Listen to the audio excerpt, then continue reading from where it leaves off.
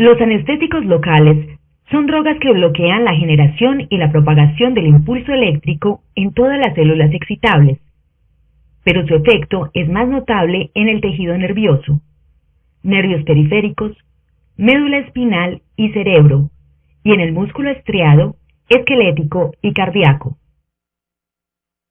Los anestésicos locales, en su forma sintética pura, son bases débiles solubles en lípidos pero muy poco solubles en agua.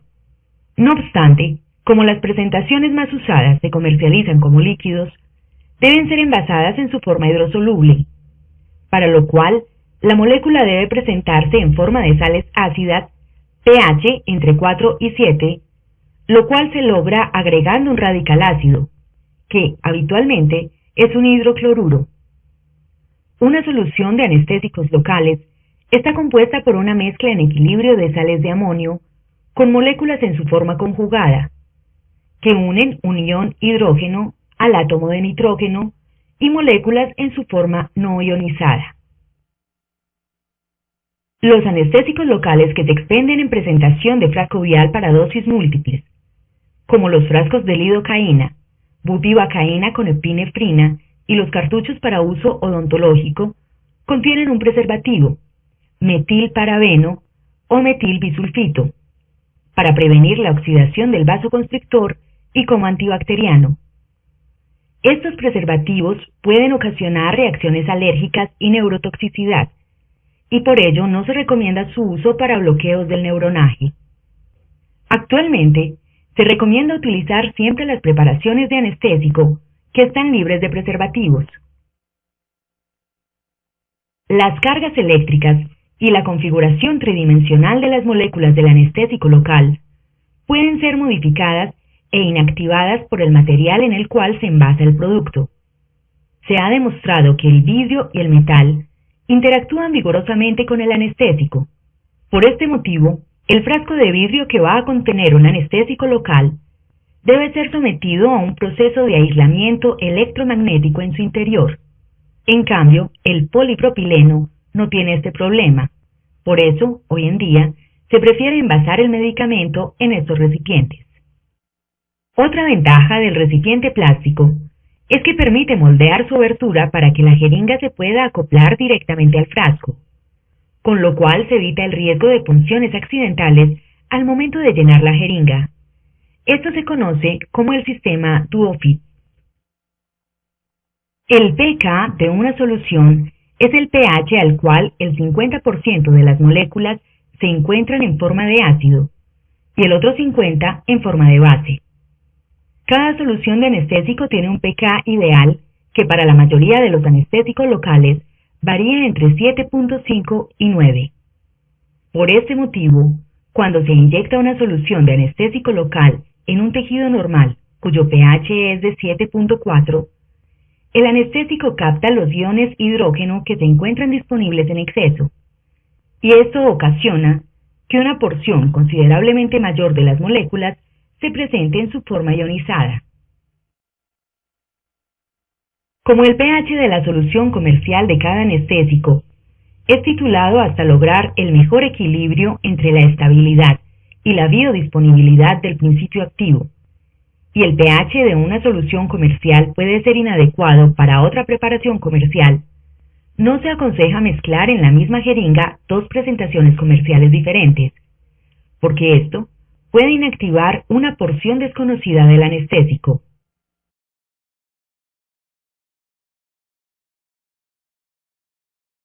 La ampolla de adrenalina comercial y las preparaciones de anestésico con adrenalina contienen bisulfito de sodio como antioxidante, lo cual les confiere un pH ácido, pH igual a 3.46. Por este motivo, la adición de adrenalina a una solución de anestésico retrasa el inicio de su acción. Algunas soluciones comerciales, como la lidocaína con epinefrina y la mepivacaína, tienen una relación entre el pH y el pK que es desfavorable para la difusión del anestésico. En estos casos, la disponibilidad del principio activo y el tiempo de latencia mejoran con la adición de bicarbonato. En cambio, Cuando se adiciona bicarbonato a las preparaciones comerciales de bupivacaína, levobupivacaína y ropivacaína, estas se precipitan en forma de cristales. Los cambios de temperatura influyen en el pK del fármaco.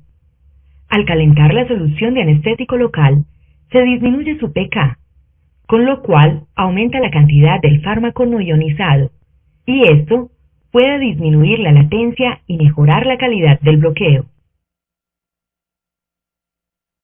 La dilución con solución salina pH igual 3.5 acidifica la mezcla. Cuando predominan las formas ionizadas, el principio activo tarda más en iniciar su acción. Por tanto, lo mejor es usar las soluciones comerciales como vienen, sin mezclarlas ni diluirlas, pues el cambio de su pH puede alterar su estabilidad o su biodisponibilidad. Para que el anestésico pueda permanecer disuelto en los tejidos, debe ser inyectado en forma de ácido. Tiene un catión conjugado, pero para poder atravesar las membranas lipídicas, el principio activo debe entregar este catión. El tejido del sitio donde se inyecta la solución del anestésico debe aportar los radicales H positivo y OH positivo necesarios para efectuar esta titulación. El anestésico local se une a sus sitios de acción desde adentro de la célula, y por eso debe atravesar la membrana celular en su forma liposoluble. Pero, al llegar al citoplasma, debe trocar una vez más su forma a la molécula hidrosoluble, y para ello debe conjugar nuevamente un hidrogenión. Cada molécula de principio activo está compuesta por 4 porciones. 1. Un anillo de benceno que se orienta hacia los lípidos de las membranas, y por eso se llama extremo lipofílico. Habitualmente es un anillo bencénico.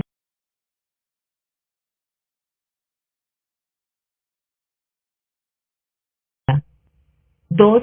Unión éster o amida. Determina el grupo aminoéster o aminoamida y su metabolismo plasmático o hepático. 3. Cadena hidrocarbonatada. Habitualmente es un alcohol con 2 átomos de carbono. El aumento del tamaño de la cadena incrementa la liposolubilidad de la molécula. 4. Una terminación amino, que se orienta hacia las interfaces líquidas y por eso se le llama extremo hidrofílico. La diferencia en esta terminación hidrofílica entre los anestésicos del grupo aminoamida permite separarlos en 2 familias: aminas terciarias o cuaternarias, lidocaína, prilocaína, etidocaína, y pipecoloxilididas, mepivacaína, bupivacaína y ropivacaína.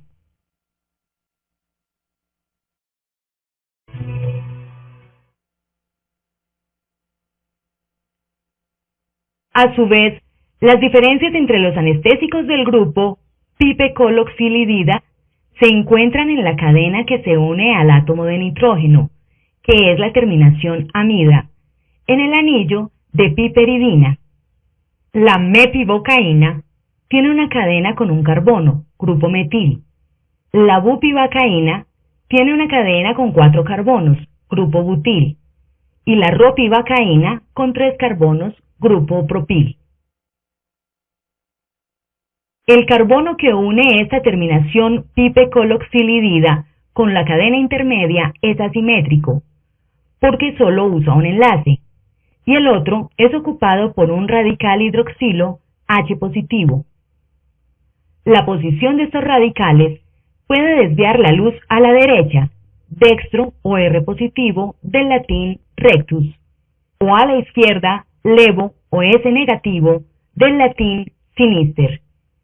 Cada una de estas moléculas tiene composición química idéntica, pero la posición de los radicales que se unen al carbono asimétrico forman imagen en espejo, y por eso se les llama estereoisómeros.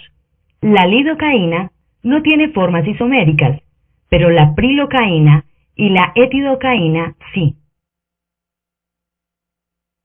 La acción de las formas isoméricas sobre el receptor de sodio de los nervios periféricos y su afinidad por estos canales es similar, y por esto su eficacia clínica in vitro es igual. En cambio, la afinidad de los receptores de sodio de los tejidos cardíaco y cerebral por las formas R positivo es mayor, y la afinidad de los receptores diferentes al canal de sodio, especialmente los canales lentos de potasio y de calcio, porque la molécula de anestésico local está muy influenciada por su forma iónica y por su forma isomérica, de tal forma que las reacciones adversas de toxicidad sistémica son más frecuentes, más severas y más duraderas cuando el paciente ha sido expuesto a las formas protonadas más de un isómero R de un anestésico local. La mayoría de las preparaciones comerciales son mezclas racémicas 1 a 1 de las dos formas isoméricas, es decir, que 50% de las moléculas se encuentran en forma R y 50% en forma S. Con el ánimo de reducir la toxicidad, la tendencia de los últimos años ha sido presentar los anestésicos locales como formas S puras, de tal manera que las soluciones comerciales de una nueva presentación de bupivacaína, levobupivacaína y de la ropivacaína contienen 99% de formas S y 1% de formas R.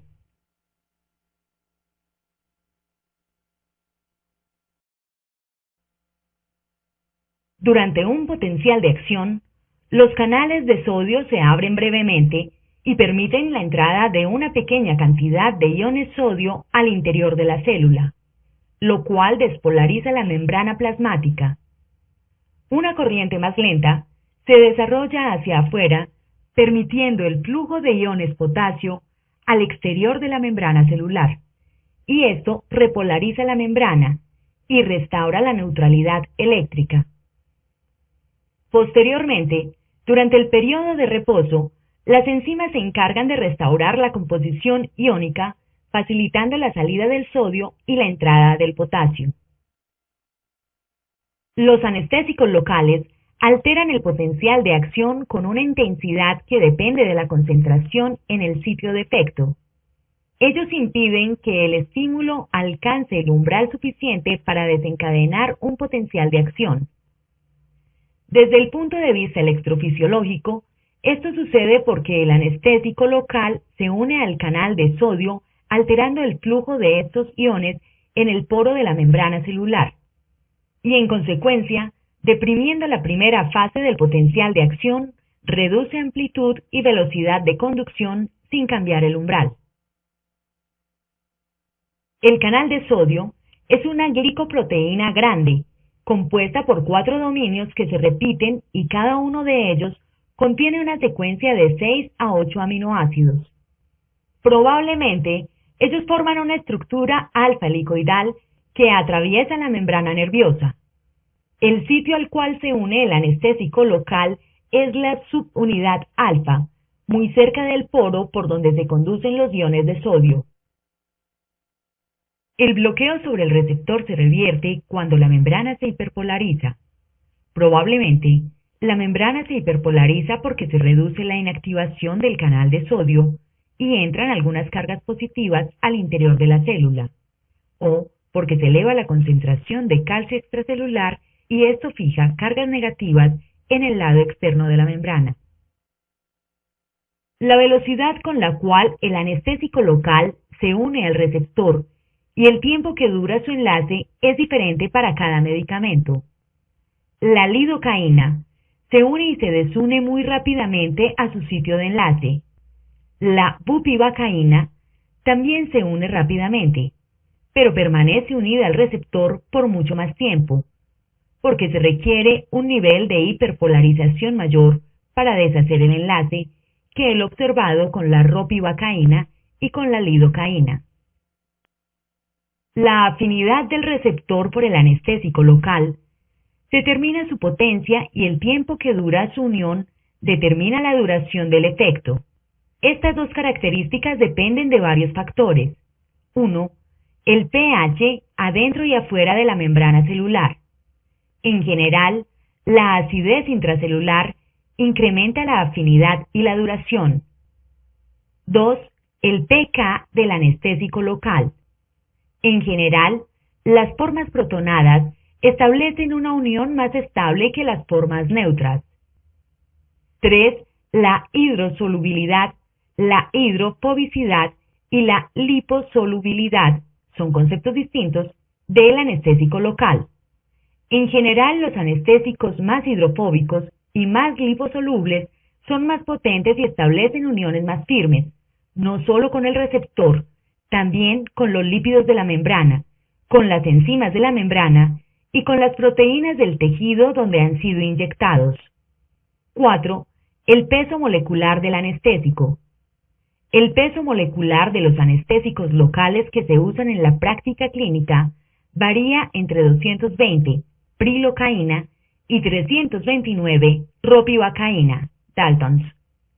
Se acepta que a mayor peso molecular, mayor duración del enlace, y en consecuencia, mayor duración del efecto clínico, al menos in vitro. En los sujetos vivos, otros factores como la liposolubilidad y el cambio del flujo sanguíneo local determinan en mayor grado la duración del efecto clínico. Del receptor.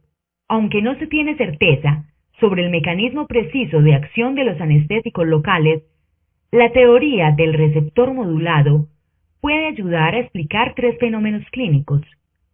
1. El bloqueo dependiente de la frecuencia, pues a medida que se aumenta la frecuencia de despolarización, se aumenta el tiempo en el cual los receptores están activados y, en consecuencia, se aumenta la captación del anestésico local por el receptor. 2. Los anestésicos locales más liposolubles son más potentes, pero también son más tóxicos, pues son capaces de ligarse más fácilmente al receptor. 3. El efecto clínico y la toxicidad de los anestésicos locales que tienen mayor peso molecular son más prolongados y también muy difíciles de revertir. Aunque esto todavía se encuentra en discusión, al parecer no existe un sitio único de acción de los anestésicos locales, puesto que los cambios en el canal de sodio explican parcialmente sus efectos. De hecho, se han identificado otros sitios donde los anestésicos pueden unirse y ocasionar cambios en el potencial de acción o en la función celular. Los anestésicos locales interactúan con las moléculas de lípidos y con la interfase hidrosoluble de manera diferente en cada una de las regiones de la membrana. La estructura dipolar de los anestésicos locales interactúa con la región polar de los lípidos, ya que las formas protonadas se unen a las cabezas polares de los fosfolípidos, mientras que las formas no protonadas se ubican en la parte más profunda de la membrana. Se ha demostrado que esta interacción modifica la conformación estructural de la membrana y altera su conductancia a varios iones, pero todavía no se ha establecido una relación directa entre estos cambios físico-químicos de la membrana y una acción específica. Los estudios electrofisiológicos han demostrado que los anestésicos locales no inhiben solamente los canales de sodio durante la despolarización, además, interfieren con la conductancia de los canales tipo L de Ca2 positivo, de los canales de corriente lenta de potasio y con los canales de cloro, GABA, y por eso también modifican el potencial de acción durante la fase de repolarización. La afinidad de los diferentes anestésicos locales y de sus formas isoméricas por estos receptores es muy variable. Se ha postulado que la alta afinidad de las formas levógiras de los anestésicos más liposolubles por este tipo de receptores en el miocardio y en el cerebro puede contribuir a su toxicidad. En cambio, la lidocaína interactúa poco con estos canales y, en consecuencia, casi no modifica la repolarización celular, hecho que puede explicar su menor capacidad para desencadenar arritmias. Los anestésicos locales también actúan a nivel intracelular, pues pueden atravesar el citoplasma y llegar hasta la mitocondria, donde deprimen el potencial de acción de la membrana mitocondrial e interfieren con el metabolismo de los fosfatos de alta energía. En estudios con mitocondrias y con partículas submitocondriales aisladas, se ha demostrado que los anestésicos locales inhiben la F1 adenosina trifosfato sintetasa, ATP-ASA, la translocación del nucleótido de adenina y el transporte de electrones a lo largo de la cadena respiratoria. Además, desacoplan la fosforilación oxidativa. Todos estos fenómenos ocasionan disminución en la síntesis de ATP. Se ha encontrado que la inhibición en la síntesis de ATP y en el consumo de oxígeno por parte de la mitocondria son severamente deprimidos por la bupivacaína, mientras que la lidocaína los modifica muy poco y la ropivacaína lo hace de manera intermedia. Por otra parte, se encontró que a diferencia de lo que ocurre con los canales de NA, DK, DCA y DCL, no existe diferencia en los efectos entre las formas isoméricas R o S de las aminoamidas. Esto ha llevado a los investigadores a proponer que el efecto de los anestésicos locales sobre la mitocondria depende de su capacidad para penetrar hasta la organela intracelular, es decir, que depende fundamentalmente de su liposolubilidad.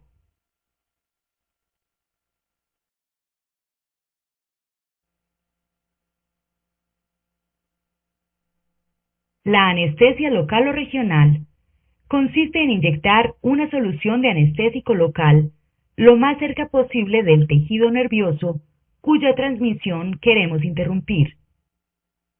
Las técnicas de anestesia regional buscan acortar la distancia que debe recorrer el anestésico local desde el tejido donde fue inyectado hasta su sitio de acción. Durante su recorrido, el anestésico local debe atravesar varias estructuras, entre otras, 1. Las fascias que separan al tejido del paquete vasculonervioso. 2. Los tabiques que separan el nervio de los vasos sanguíneos. 3. El epineuro. 4. El perineuro. 5. El endoneuro. 6. La membrana celular del axón. La velocidad con la cual el anestésico local viaja desde el sitio de inyección hasta el sitio de acción puede ser explicada mediante la ecuación de Fick que plantea lo siguiente.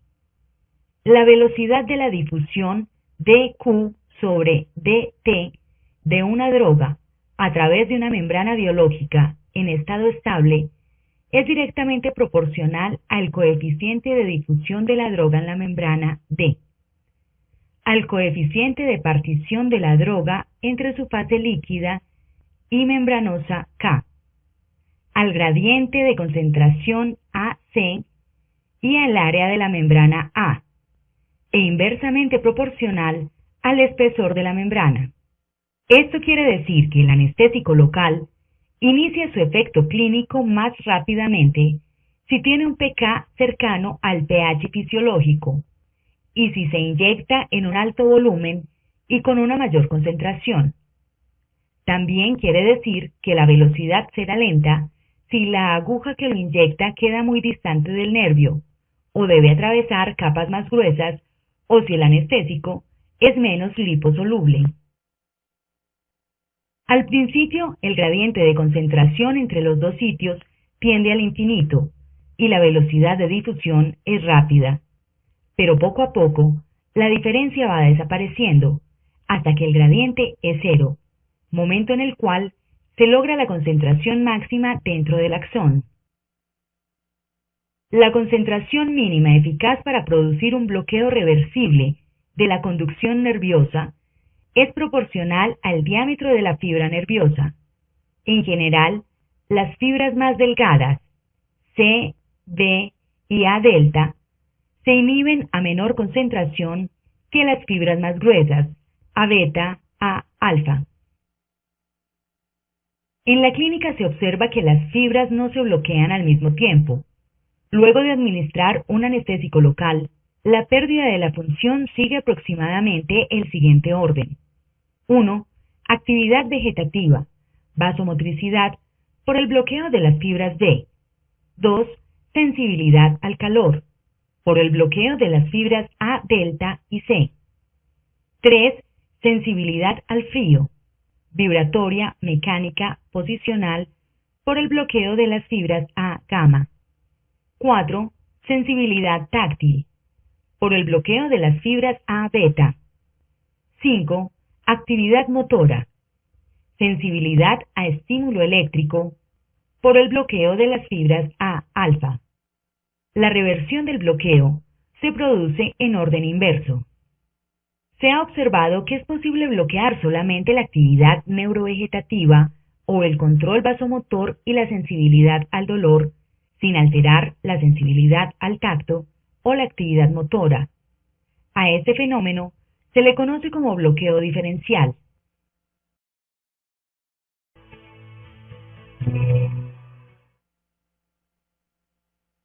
El anestésico local penetra en los troncos nerviosos y en los nervios desde afuera hacia adentro. Esto quiere decir que las fibras que están localizadas en la zona más exterior son bañadas por el anestésico más prontamente y a una concentración más alta que las fibras que están localizadas en el centro del nervio. También quiere decir que dentro de un nervio, algunas fibras pueden ser expuestas a una concentración inhibitoria mínima eficaz, mientras que en otras fibras la concentración puede ser insuficiente para inhibir el potencial de acción. Aunque cada tronco nervioso tiene una distribución peculiar de sus fibras, generalmente las fibras más delgadas, neurovegetativas y sensitivas, se ubican en la periferia y las más gruesas, motoras, en el centro del nervio, también llamado core. Por este motivo, cuando se aplica un anestésico local que tenga un pK alto y que sea poco liposoluble, como la ropivacaína, a una concentración baja, menor del 0.2%, es posible obtener un bloqueo simpático y del dolor sin provocar un bloqueo completo de la sensibilidad o de la función motora. Cada célula tiene su propia frecuencia de despolarización en estado basal, y esta frecuencia se incrementa con el estímulo. En la clínica, el bloqueo dependiente de frecuencia explica tres hechos importantes. 1. Las fibras nerviosas periféricas, que tienen frecuencia de despolarización más alta, captan más rápido algunos anestésicos locales. 2. El periodo de latencia de un anestésico local puede acortarse aumentando la frecuencia de la despolarización del nervio que va a ser bloqueado. 3. El efecto clínico y la toxicidad de los anestésicos locales, especialmente de la bupivacaína y la ropivacaína, se incrementa al aumentar la frecuencia de despolarización de las células, como sucede cuando las extremidades tienen actividad muscular, las neuronas tienen actividad convulsiva o el miocardio entra en taquicardia o fibrilación. El sitio donde une la mayor parte del anestésico local lo llaman receptor de tetradotoxina. También se le conoce como canal de sodio, ya que es una macromolécula que atraviesa la membrana celular. Estos receptores se concentran en los nódulos de Ranvier de los axones mielinizados y a lo largo de todo el axoplasma de las fibras C. En las fibras mielinizadas, el estímulo se transmite en forma satisfactoria con despolarizaciones sucesivas en los nodos de Ranvier. Los troncos nerviosos están conformados por un conjunto de axones que están recubiertos por una membrana peculiar, el axolema, que envuelve el axoplasma. Los nervios periféricos están envueltos además por otra membrana adicional llamada la vaina de Shen. Cuando las fibras tienen un recubrimiento de mielina, este se organiza en varias capas a intervalos regulares. Estos intervalos son los nodos de Ranvier y son los sitios donde la membrana celular del axón se pone en contacto con el espacio extracelular. Para producir un bloqueo completo del impulso nervioso, es necesario bañar con una concentración efectiva de anestésico local varios nodos de Ranvier. Para interrumpir completamente la propagación del potencial de acción, se requiere disminuir más del 75% de la conductancia al sodio como mínimo en 3 nodos sucesivos. La inhibición de uno o dos canales deprime la intensidad y retrasa la velocidad del impulso, pero no inhibe completamente su transmisión. Cuando el anestésico local entra en contacto con una porción estrecha del nervio, o la concentración del anestésico es baja, el potencial de acción, de manera paulatina y decreciente, en cada nodo, se reduce, pero no se interrumpe completamente el paso del estímulo, y éste recupera su intensidad normal en el siguiente nodo. Como la mayoría de los nervios periféricos contienen fibras mielinizadas, es importante bañar con la solución de anestésico local al menos 15 milímetros de su longitud para poder abarcar 3 nodos de Ranvier. La importancia clínica de este hecho es evidente, pues explica por qué los bloqueos que se realizan con un volumen o una concentración insuficiente ocasionan una anestesia parcial o inadecuada.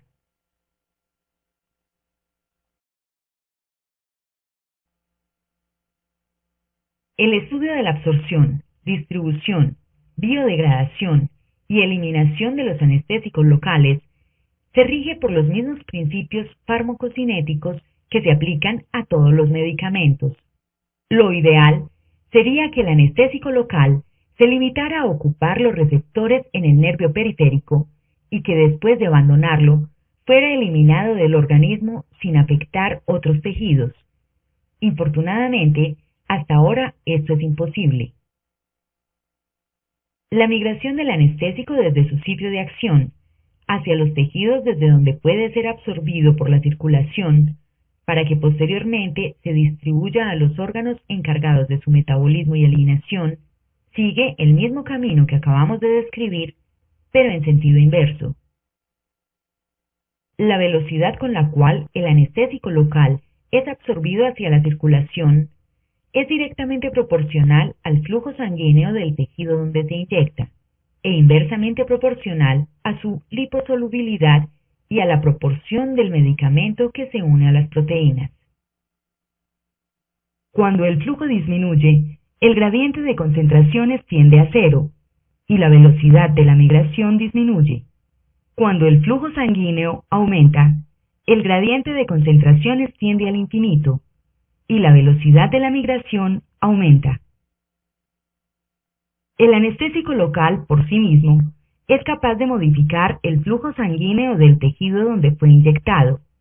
Se han propuesto varios mecanismos para explicar este fenómeno. 1. Aumento o disminución en la liberación local de sustancias vasoactivas. 2. Bloqueo de fibras terminales del sistema neurovegetativo, simpático y parasimpático. 3. Inhibición o estímulo de la concentración del músculo liso en las arteriolas, por cambios en los segundos mensajeros, en la energía y en el calcio. El resultado final depende de la suma y resta de estos cambios, y esta es otra característica que diferencia a los anestésicos locales. Excepto la cocaína y la ropivacaína, los demás anestésicos aumentan el flujo sanguíneo local.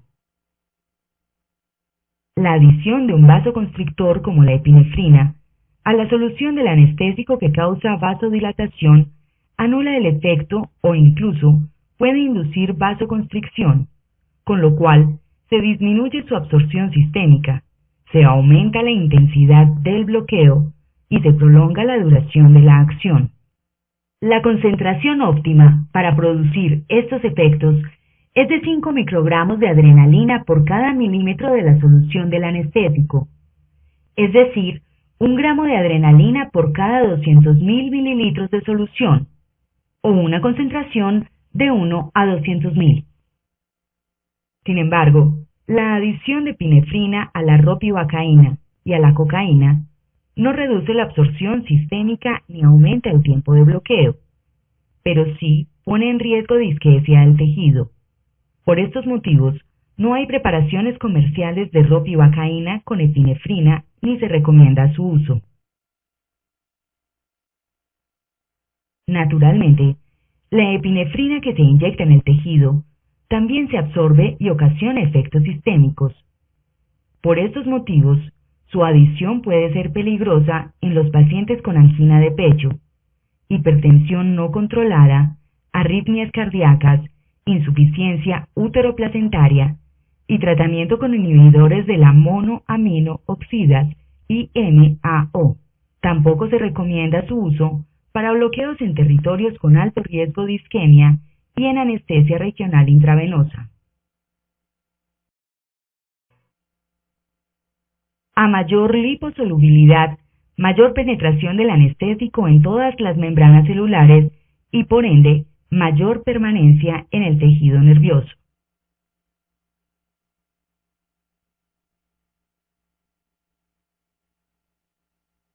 El anestésico local se une a las proteínas en muchos sitios: en el tejido donde fue inyectado, en el nervio, en los receptores de la membrana celular del axón, en el plasma, en los órganos distantes al sitio de inyección y en los receptores localizados en células diferentes al nervio periférico.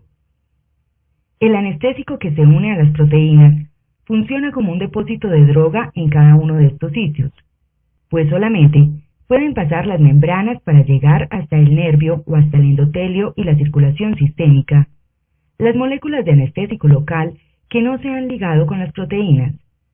Esto quiere decir que a mayor porcentaje de unión con las proteínas, mayor cantidad de moléculas de anestésico permanecen en estos sitios, y durante mayor tiempo se mantiene una concentración efectiva en la cercanía de los receptores. Por tanto, la duración del efecto de un anestésico local es inversamente proporcional al porcentaje de unión a las proteínas. La distribución del anestésico local en el cuerpo está determinada por su unión a las proteínas y por el flujo sanguíneo a los órganos. Una vez que el anestésico local se encuentra en la sangre, se distribuye entre el espacio extracelular, donde un porcentaje importante se une a las proteínas plasmáticas, y el espacio intracelular, donde otro porcentaje importante se une a las proteínas de todas las células sanguíneas. Como los eritrocitos son la porción más importante, la mayoría del anestésico se une a ellos. Queda una pequeña porción del anestésico local en forma libre, es decir, sin unirse a las proteínas. Cada proteína tiene varios sitios donde puede unirse el anestésico local. Se sabe que la alfa-1, glicoproteína ácida, tiene pocos sitios de enlace, pero que estos sitios tienen una alta afinidad por las moléculas del anestésico local. En cambio, la albúmina es muy rica en sitios de unión, pero la afinidad de esta proteína por las moléculas del anestésico es baja. El resultado es que la mayor parte del anestésico se une a las moléculas de glicoproteína ácida. El enlace químico entre el anestésico y el sitio de unión en la proteína se hace mediante las fuerzas de Van der Waals. Esto quiere decir que no es un enlace covalente, sino una atracción entre dipolos. Por tanto, estos enlaces son débiles y pueden romperse fácilmente. En consecuencia, el porcentaje de unión a las proteínas y la fracción de moléculas libres están íntimamente relacionados con el pH y con el ambiente iónico en la sangre y en los tejidos. Por otra parte, como ya se explicó anteriormente, cada anestésico local tiene una afinidad específica por las proteínas. En teoría, los anestésicos que tienen un porcentaje alto de unión a las proteínas, como la bupivacaína y la ropivacaína, son más seguros que aquellos con un bajo porcentaje de unión, como la lidocaína, porque la fracción de droga libre es más baja, y en consecuencia, la cantidad de moléculas que pueden abandonar la circulación para unirse a los receptores del corazón y del cerebro es menor. Sin embargo, esto es cierto solo para los pacientes sanos y en condiciones clínicas normales. El fenómeno se explica mejor mediante ejemplos. Si inyectamos accidentalmente en una vena 100 miligramos de lidocaína a un paciente sano, el 60% de esta dosis se unirá a las proteínas, es decir, que 40 miligramos estarían libres en el plasma.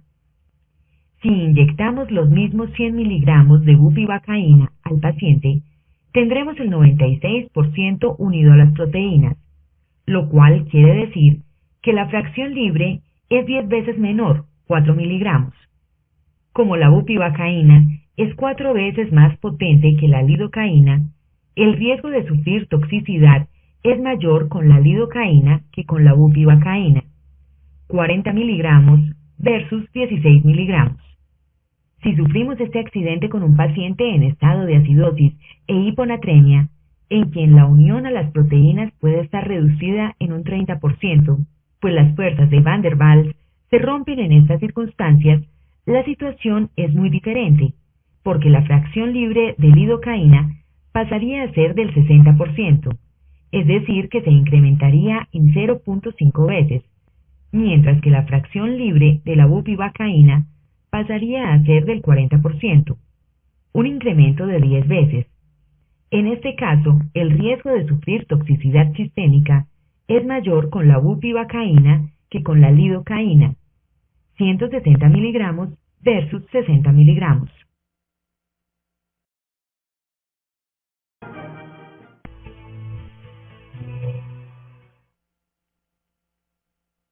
La cantidad de anestésico que llega a las diferentes células del cuerpo es directamente proporcional al flujo sanguíneo que recibe cada órgano.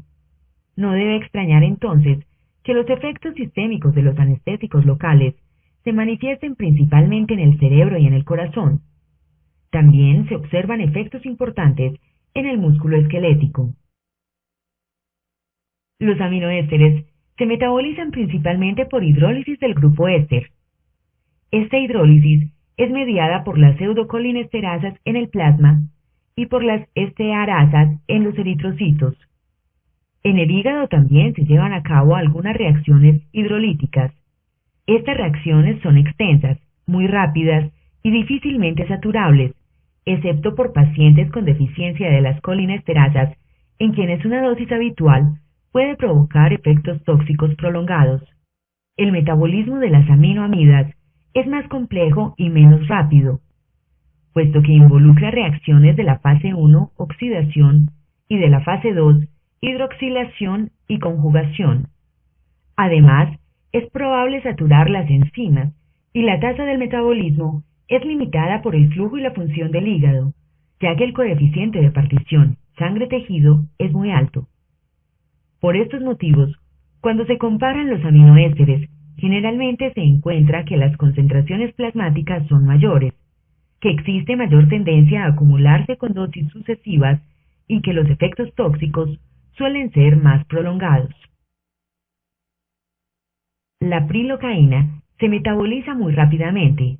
La lidocaína y la mepibocaína tienen una velocidad intermedia, y la ropivacaína, la bupivacaína y la etidocaína, en este orden, son las que tienen el metabolismo más lento.